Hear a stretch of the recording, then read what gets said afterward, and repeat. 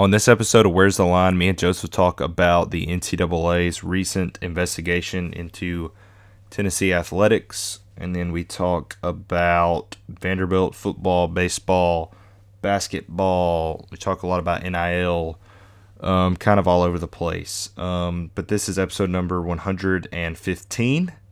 Let's get into it.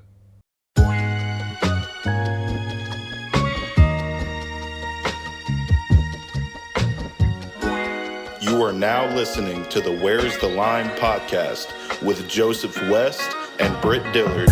Enjoy the show.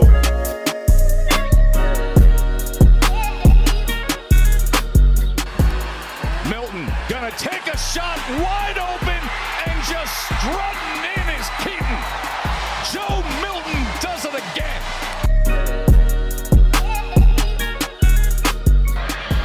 Borgie again on a blitz. Levis pocket collapses. He's on the run. He just heaves it up. And it's intercepted by Vanderbilt. And let the celebration begin. The streak is over at 26. The Commodores win it. Talk about Vanderbilt football.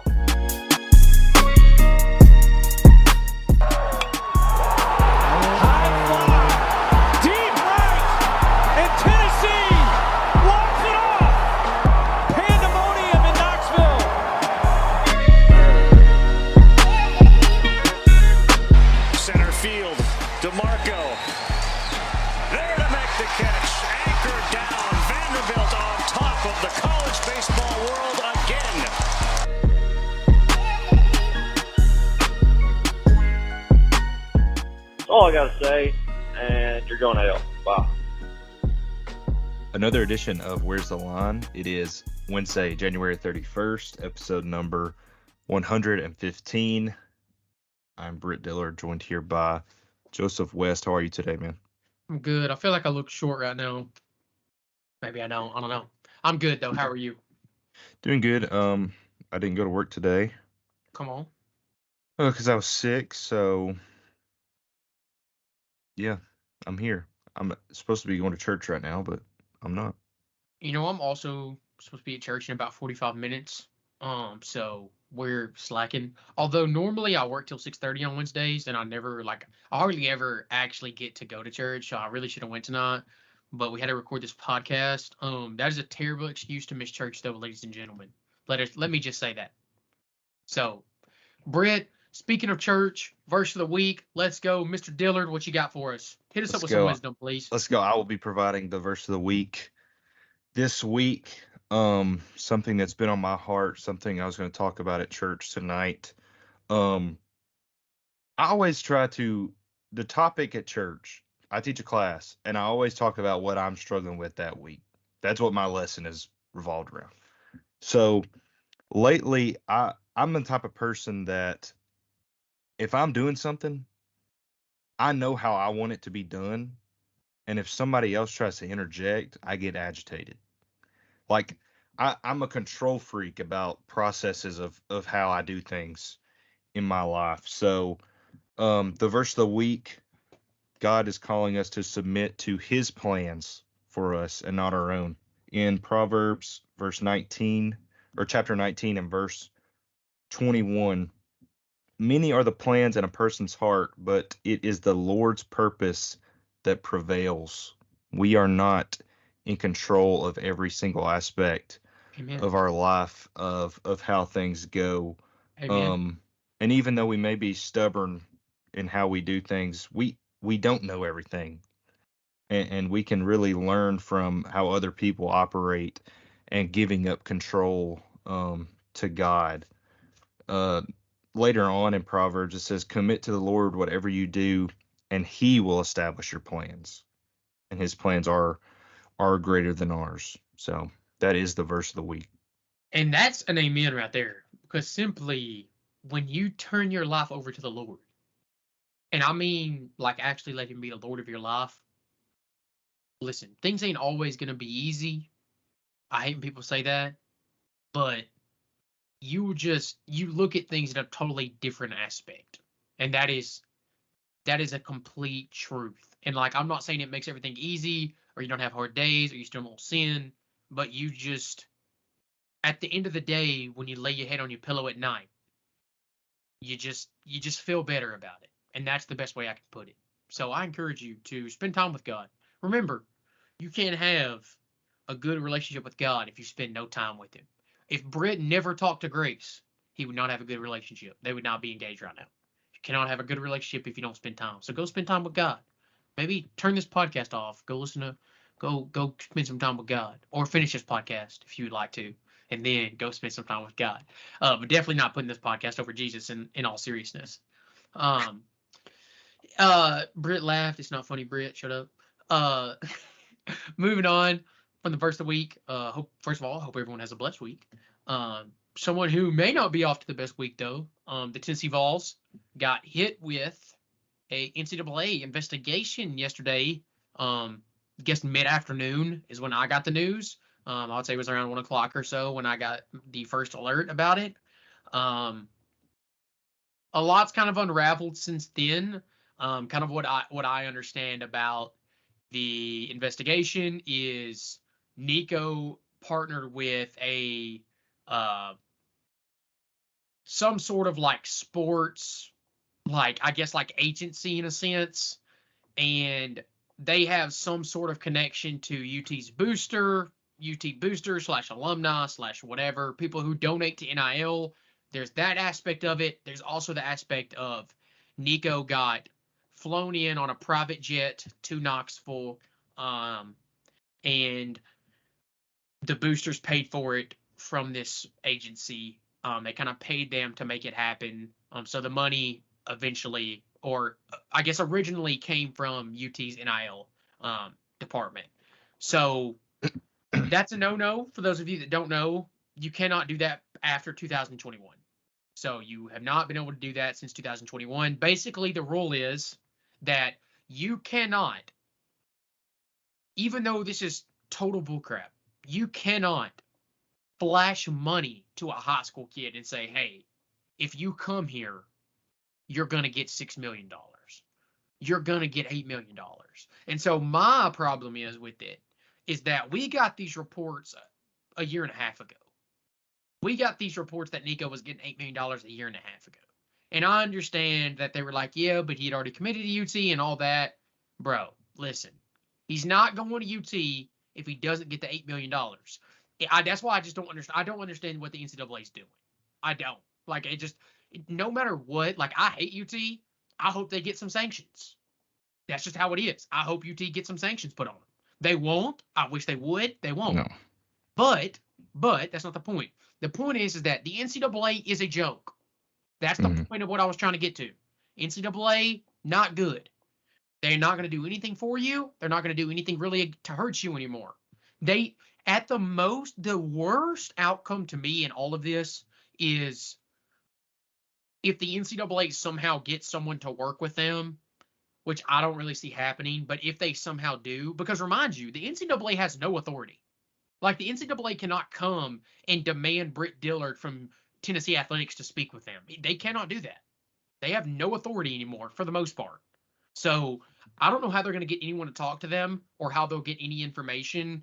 I don't really see what they're going to do with this. That's just kind of my opening thoughts about it. Britt, by all means, go ahead.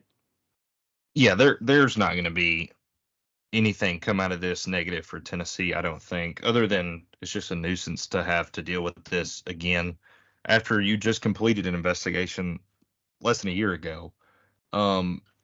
When Jeremy Pruitt was fired and the NCAA began their investigation on Tennessee the first time, Tennessee was very compliant. They were like, hey, we're going to work with the NCAA. We're going to give you an office here on campus to be as comfortable as you would like to be. Whatever fines that you come up with, we're going to go with it. Now, Tennessee was just using the NCAA to be able to fire all the loser coaches that we had hired for free. But we played ball with them. We let them in. We complied. They finished it. We paid. Whatever. It's over. As bad as a lot of people, a lot of haters that don't like Tennessee would like for it to still be 5 years ago, when the NCAA had power. It's not 5 years ago. And within that time period, the NCAA has lost their bite. They don't have anything really that they can do. And so you've got people in offices in the NCAA that need a paycheck, people that would like to keep their job. So, I mean, you've got to come up with something to keep the NCAA going so they'll keep getting paid. And that's what I think this is. Tennessee, this time around, it's a completely different approach. It's a completely different reaction, a completely different demeanor. Basically, Queen Donde Plowman has said, no, this ain't going to happen. I already tried to meet with you guys for the past year. You declined. We haven't done anything wrong. All the things that you've said are not true. So, boom, this morning, temporary restraining order against the NCAA. The Tennessee Attorney General has already began a lawsuit, Tennessee versus the NCAA. But Joseph, the group you were talking about is called Spire Sports Group. Spire, thank you. And it's the NIL collective that represents Tennessee's players. They did release a statement this morning. If you would like for me, I'll read it for the viewers. In early 2022, independent of the University of Tennessee or anyone associated with its athletics program, Spire Sports entered into a mutually beneficial relationship with Nico Iamaleava that involved a limited assignment of his NIL rights, no matter which school he chose to attend. Such agreements have become increasingly common. The parties agreed that their contractual rights and obligations would be governed by California law, which freely allows prospective college athletes to enter into such agreements. Bum, bum, bum. In short, the agreement was fully consistent with then existing NIL guidelines and had nothing to do with recruiting Nico to the University of Tennessee or any other school. So it would be different if the University of Tennessee flew Nico in, if the University of Tennessee gave Nico however much money you want to say, but it's not true. And you can't govern laws that didn't exist at the time that this stuff happened, and I don't even know if they exist now. I don't know what the NIL rules are. All I know is people are like, we've got to have rules. There's no rules. So how do we have enforcement of rules that nobody knows or that didn't exist 2 years ago? But this could be a very good thing for college football. I think this could be the death of the NCAA. I think they have picked the wrong university to come after. Like if you go after Boston College or even like Florida, go after Florida. They are going after Florida. I don't know if this happens. But if you go after Tennessee with the amount of money and I don't want to say power, but just the fan base outrage, the personalities that are on campus right now, they're not going to put up with it. So, once again, the country calls on Tennessee to save college football. Britt, I do have a question. Can you hear me okay? Yeah, it's okay. All right. We're just going to do it the best we have. I had some mic difficulties, so we switched to my AirPods. We'll try to hang in there. I don't necessarily agree with Britt to the fullest extent. I also had to miss a part of what he said at the beginning. So, Britt, if I say something that kind of misconstrues what you said, stop me.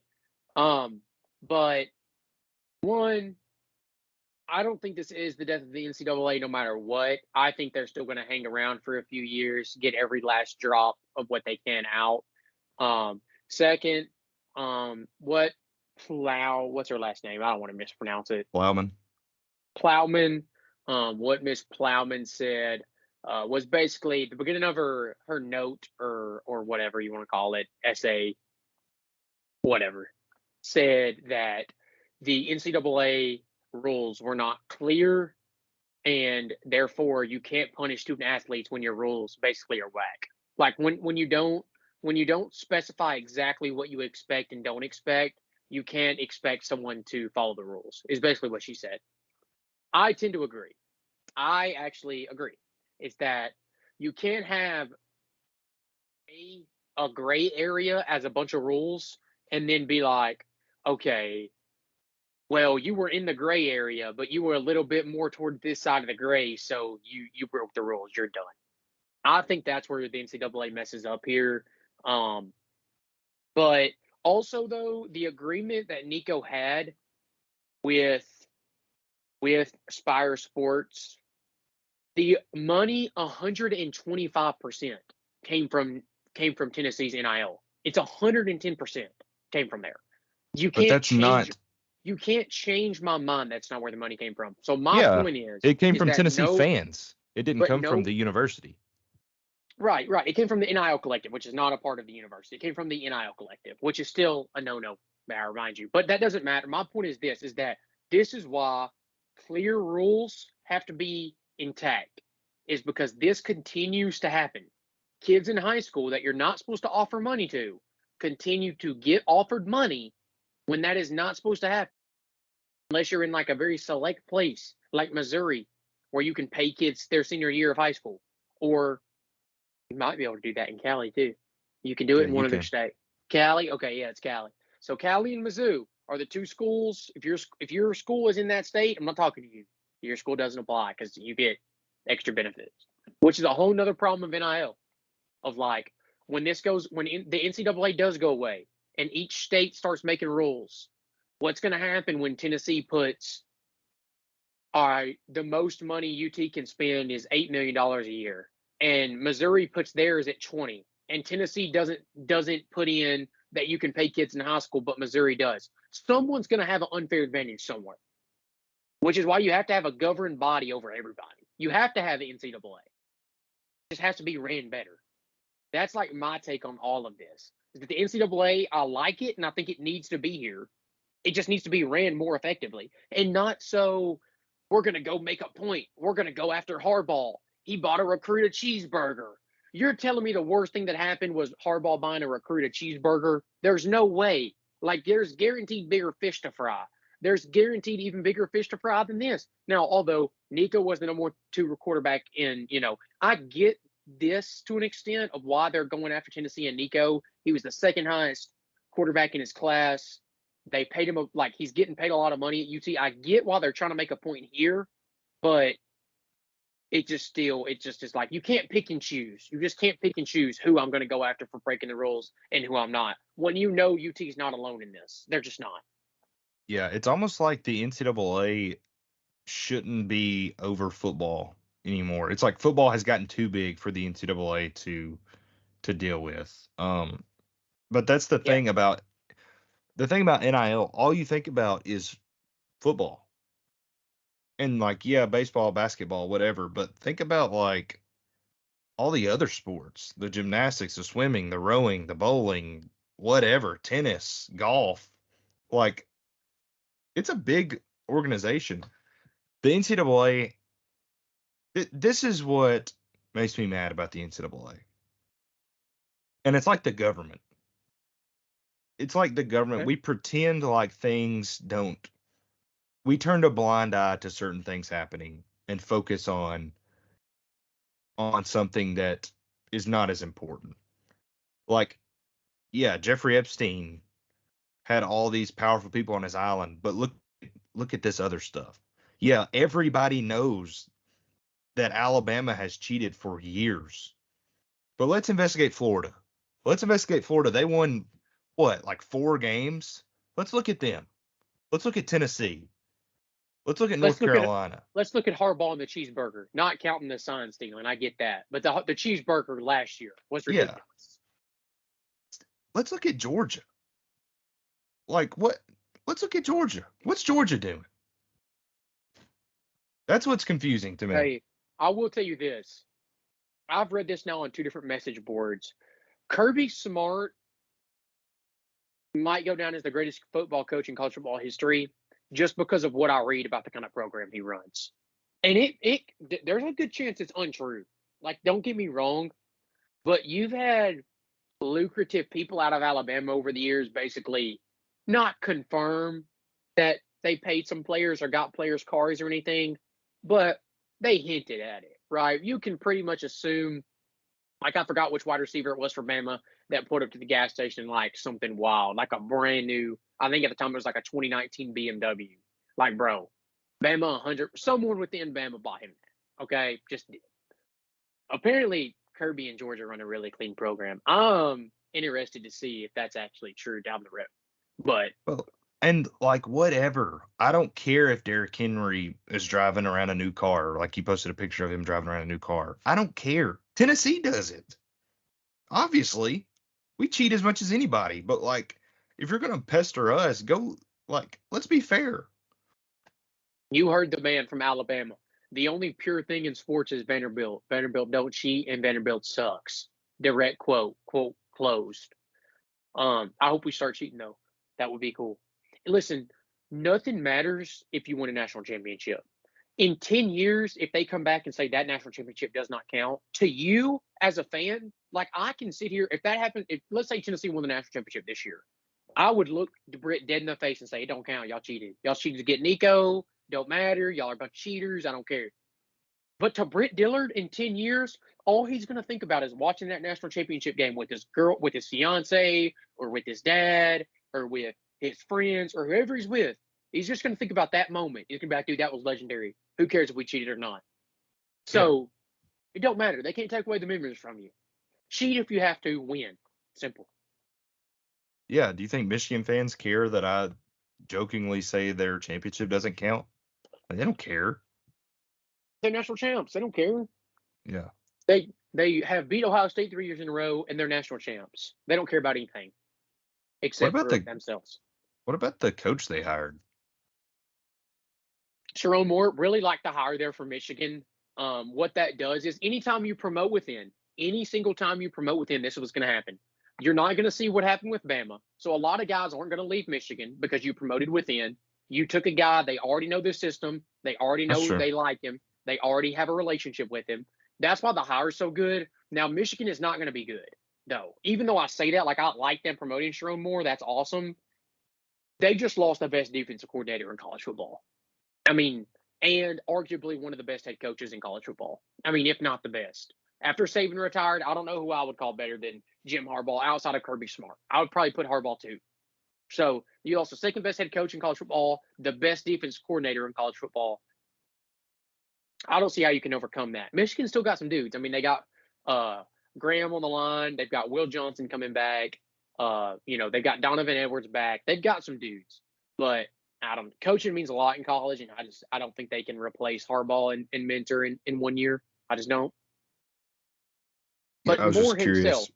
Moore himself, I do like. He went 4-0 as the interim. How do you not hire him? In my opinion, he went 4-0. That's true. So, I will say, the only other thing I will really talk about on the coaches is Vanderbilt did make another hire on the coaching staff. Really two. One, we got Vanderbilt legend alumni Harding Harper. He was at Bama over there. He was there basically like director of recruiting or head of recruiting over there and / like player consultant. And we got him after Saban left, which was a huge get. I mean, he has Vanderbilt ties. He's from Bama. He's been around their program for a few years now. So good to get him over from winning culture. I think just to integrate him into Vandy and, hopefully. Basically, I say good job to Vandy because you needed to capitalize on Saban retiring any way that you could. And if it's by getting a coach, it's by getting a coach. If it's by getting a player, get the player. But any way that you could, you needed to capitalize. It looks like they did that with getting Harper. And then also, Vanderbilt we had already hired New Mexico State's offensive coordinator, Tim Beck. Once we got Tim Beck, they promoted their running backs coach to offensive coordinator. And we have then went and stolen him. And he is now our running backs coach / assistant head coach. So the absolute demolishing of New Mexico State from Vandy continues. It feels cool to be on this side of just absolutely dismantling a program. I've seen people do it to Vandy throughout the years. So it's cool to be on the big man side of things. I have mixed opinions on it, but ultimately, you're playing kind of dirty right now. You have to win. I don't think it's the greatest thing that could have happened by going and absolutely destroying New Mexico State's program, but they were a top 5 group of 5 team in the nation. If you're going to go after someone who's not Power 5, you better go after the best group of 5, and they did. So I give them props there. I think Clark Lee has seniority around him in order to help him grow as a coach. I think that's good for him. And I'm excited to see what this team looks like already. I can't wait to go to the spring game. I'm going to go to a Vanderbilt spring game, and I'm going to be so fired up when I'm there. I cannot wait. Anything else about football? Football, I miss it. I do too. Chiefs and 49ers. Yeah, let's talk about the Super Bowl. Yeah. This is absolutely the worst outcome that could have possibly happened if you like the Raiders. One team's your arch enemy from the Bay. The other team is actually your arch enemy.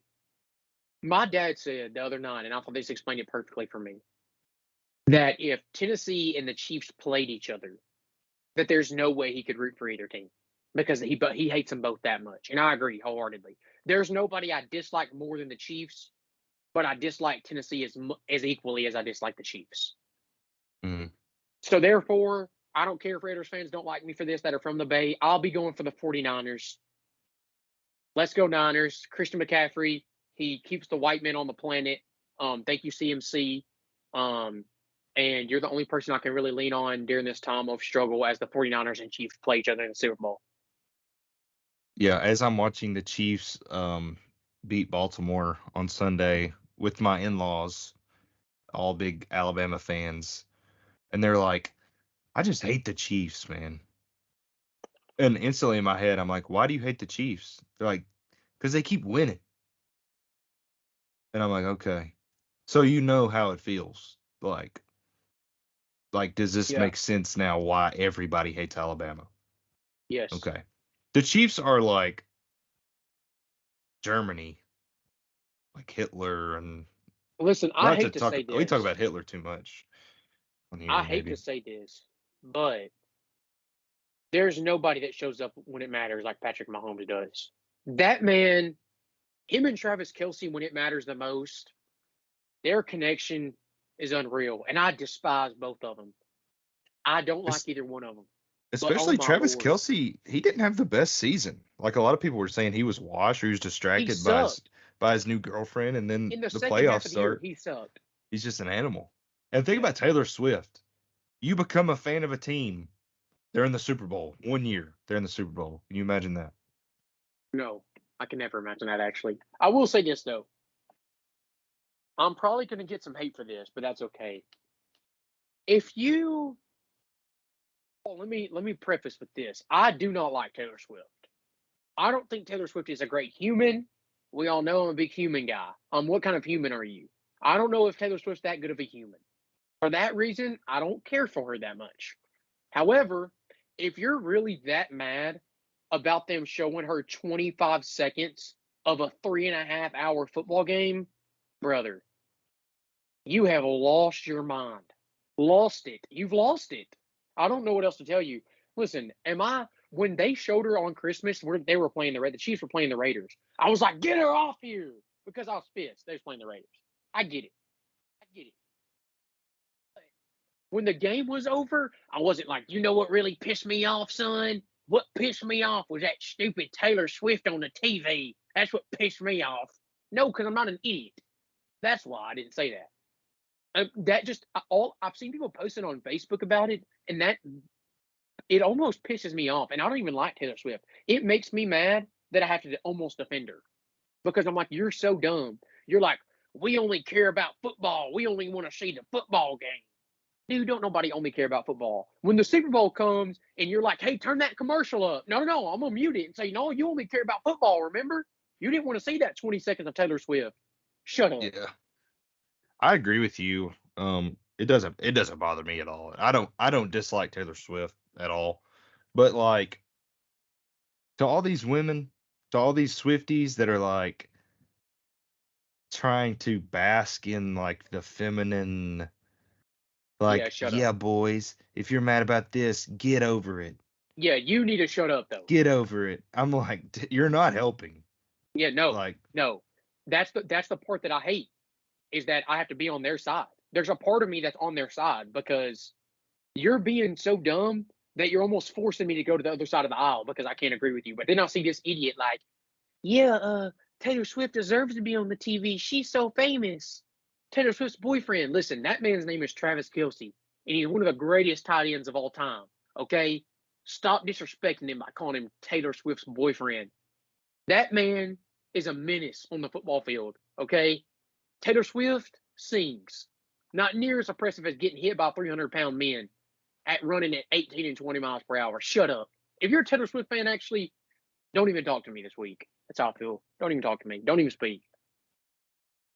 It's almost Sorry, the Britt. same conundrum as the upcoming election. Like, both sides kind of suck. Yes, 100%. 100%. If you're one of those people screaming for Trump, literally shut up. And if you vote for Biden again, you're stupid. I'll say that right now. If you vote for somebody who can't form a sentence, you're dumb. And if you vote for somebody who never shuts up and is hostile and is basically Dave Portnoy, but he's running for president, you're an idiot. So either way, So you're what do done we for. do, man?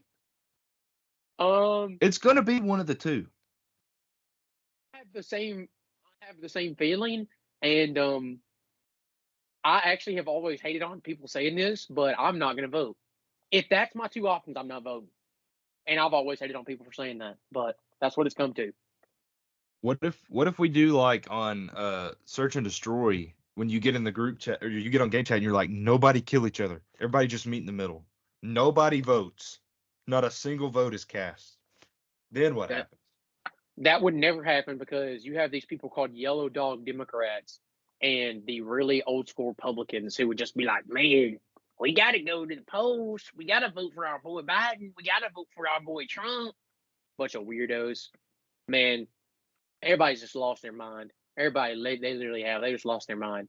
And now, listen, maybe I shouldn't call them idiots, but I don't really know any other word to say. I apologize. If y'all don't think that's very Christian of me, I'm sorry. Maybe it's not, but I don't know any other words to use. So idiots was the only word I have. Are we too old to go to war, me and you?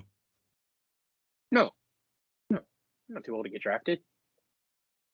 Hey, Still definitely get drafted. Yeah. No, you're not in the clear. You dumb? We're definitely getting drafted. I don't know. I don't think they would make me go. If another, first of all, yes, they would. Because no one, literally, if it comes to that point, we're at the lowest of the low. No one's getting left out. We're all getting drafted. I would be one of the guys. One of the guys that they have to blur his face out all the pictures because I kill so many people. I'd be Muhammad Ali. I just run from the draft. I'd be like, nope, I ain't getting drafted. That's ridiculous. I'm actually a federal government employee, so I can't get drafted. You definitely just make that up. I feel like that's not an actual thing. No, it is. I already work for the Department of Defense, so. Okay, my fault. But you can have fun over there. Yeah, I will.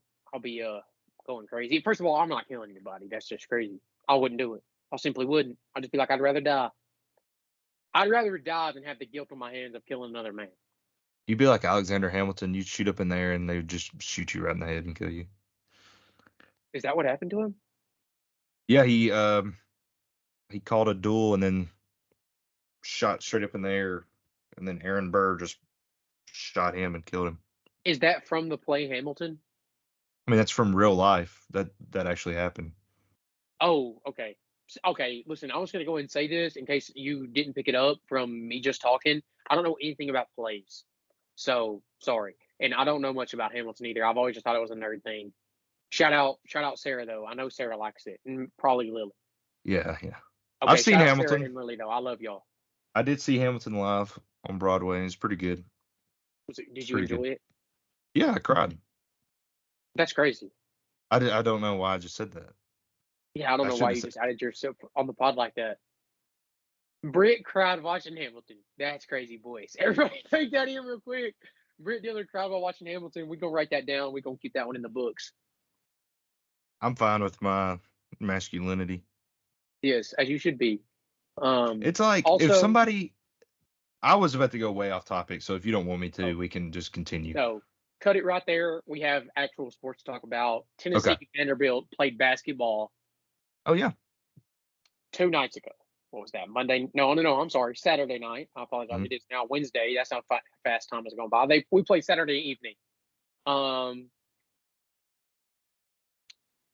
I I got several texts from my friends who are UT fans asking me if I was at the game. I was not in attendance, for those of you wondering. I will not be back in attendance until Jerry Stackhouse is fired. That dude sucks. So, yeah. Jerry Stackhouse is a bozo. He does make a lot of excuses. We were winning at halftime, 35-30. I did watch the game. We did lose the game by double digits. I think 16, maybe 13, maybe something like that. I don't even know. Britt, pull up the final score if you want the actual stats. My take after this game was Tyron Lawrence looked good, or looked better than he has. I thought Ezra Mignon had a good game. Dalton Connect did not look good in the first half. Really had a bad half. Arguably, I thought he had played his worst half of the year until I watched him play against South Carolina last night. And I thought that was he really struggled against South Carolina in the first half last night. Came alive late in that game. So until then, I would have said that was his worst half of the year. Played well in the second half against Vandy. Ended with 30-something points, which I'm sure Britt has put up and will tell you that exact number. But Tennessee won 75-62. Dalton Connect finished with 32. Yeah. Jerry Stackhouse sucks. I mean, that's the thing. Is like, it's so sad. It's just so sad. I mean, and I've said that on this podcast so many times, but it really is. I mean, it's gotten to a point of just like the SEC Network halftime show against Tennessee made me furious. Made me absolutely furious. I turned it off. I had to turn it off when it was all about Tennessee. I went back and watched it. Not even that it was about Tennessee. They talked about Vanderbilt basketball like we were a Make-A-Wish Foundation. Like our basketball team sucked. Like our basketball program sucked. That's not what I grew up with. We didn't suck. Me off so bad because they have let Candace Story Lee, this is on you, in a stupid $8 million buyout. $8 million is what we're going to have to pay Jerry Stackhouse because you're an idiot and you extended him last year. He didn't even make the NCAA tournament, and you extended him. Okay, I've just had a revelation. This is going to make a lot of people mad. This might make you mad, Joseph. You might not want to hear this. But do you want to know what Candace Story Lee's problem is? She's a woman. Boom. That's crazy. Am I canceled? I don't know, but it's true. Listen, I don't know if that's true or not. Here's what I want to say about Candace Story Lee, though. I was gonna say this at the end. Brent went ahead and brought it to my attention. Candace Story Lee has done a great job. If you go through her stuff, you're like, okay, this is what her steps were. When she said when she was hired as AD, she said she was going to do certain things. She has completed 6 out of what I would say we're maybe on out of 8 bullet points. She's completed 6 out of 8 flawlessly. She gave us an extension of Clark Lee that I wouldn't have gave, and she gave an extension to Jerry Stackhouse that I wouldn't have gave. The thing is, the extension is not what's bad. It's the $8 million buyout that sucks. That's $8 million. Why would you put that in there? That's terrible contract draw up. That's terrible. Could we not get a lawyer to look over that? Bro, that's so bad. And that's just the rumored number, $8 million, by the way. It's what I've read. I believe it. Whether you do or not, totally up to you. But, man, you can't give that bozo $8 million buyout. He's never done anything. He's never had any success. He's never went to an NCAA tournament. He's never won an SEC tournament. This dude has done nothing. And you gave him an $8 million buyout. I just don't get it. I think that's frustrating. And like I said, Candace Story Lee, she definitely deserves a, whatever you want to say, a slap on the wrist. She deserves a mark on the board, whatever. She deserves something. This is a tally of the bad things. It's one tick in the bad column. There are several ticks in the good, but this is one tick in the bad. And you can't get too many of those, or you start getting your job questioned. So she needs to straighten up. They need to fire Jerry Stackhouse. They need to go hire a good young coach, somebody with fire, somebody with energy, and who can turn the program around. And in 2 years, you can have Memorial rocking like it's 2012. The longer they allow this to continue, the more Vanderbilt basketball program will go down to the depths of where the team is behind me, our football program. And the moment I start hearing commentators talk about Vanderbilt basketball like they're talking about Vanderbilt football team. This team's put up a great fight. I'll tell you right here in the first half, this Vanderbilt team was really getting to it. Tennessee was really shooting themselves in the foot. I hope for Vanderbilt's sake they can hang on in the second half. We're not a Make-A-Wish program. I'll watch us win an SEC tournament. I'll watch us go to the Sweet 16 twice.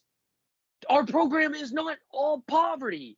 I hate it. I hate they talk about us like that. I hate it. Jerry Stackhouse, you've ruined my life. You've ruined my happiness. The only happiness I've had in Vanderbilt athletics is basketball. Basketball is so special. Basketball is the place where my dad took me for my first Vanderbilt sporting event. It was Memorial Gymnasium. It's where I learned to love Vanderbilt at. I remember my first Memorial Gym game. I remember I was in there, and it's special when you're walking down and you see the black and gold floor and it's checkered and you're walking through there and the gym's old and you're sweating, but you don't care because the atmosphere is so amazing. It's breathtaking. It's there. like very similar to like what Tennessee fans think about Neyland. In my opinion, that's what Memorial Gym is to Vandy fans. It is so special and it's so different. And Jerry Stackhouse and Bryce Drew, and the longer they let this continue, the more sad I have to become about it. And I really just had to get all that off my chest. So thank you for coming to my TED Talk. Podcast over. That was a good one. That was nice.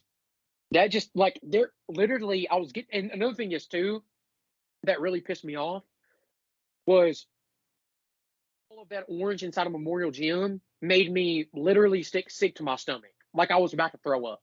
Like it made me sick. And I'm not mad at any fan who sold their tickets. Not. I'm glad for you. Screw UT fans out of their money. Get your money, bro. We're not going to win. Jerry Stackhouse is a bozo and he doesn't care about the university or the fans. Who cares?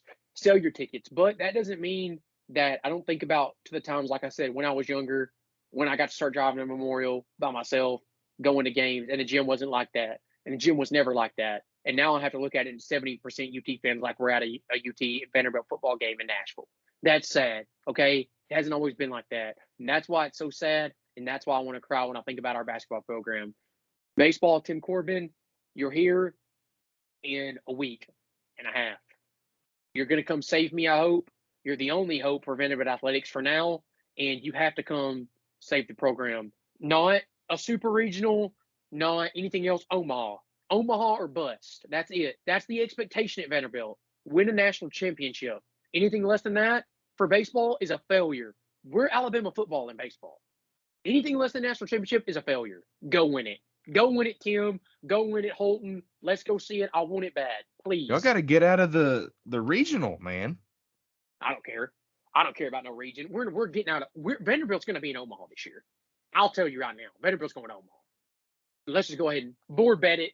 Board bet right now. Vanderbilt to Omaha, Brett, whatever you want to put on it. You've got the field. You've literally got the field. I'll take Vandy. That's how confident I am in our baseball program. Some of it's delusion. Some of it's hope.